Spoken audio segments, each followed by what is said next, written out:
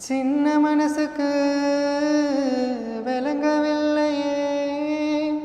நடப்பது என்னென்னு என்ன எண்ணியோ புரியவில்லையே நடந்தது என்னென்னு கோவில் மணிய யாரு அடிக்கிறா தூண்டா விளக்க யாரு ஏத்துறா ஒரு போதும் அணையாம நின்று ஒளிரணும் ஒளியிலே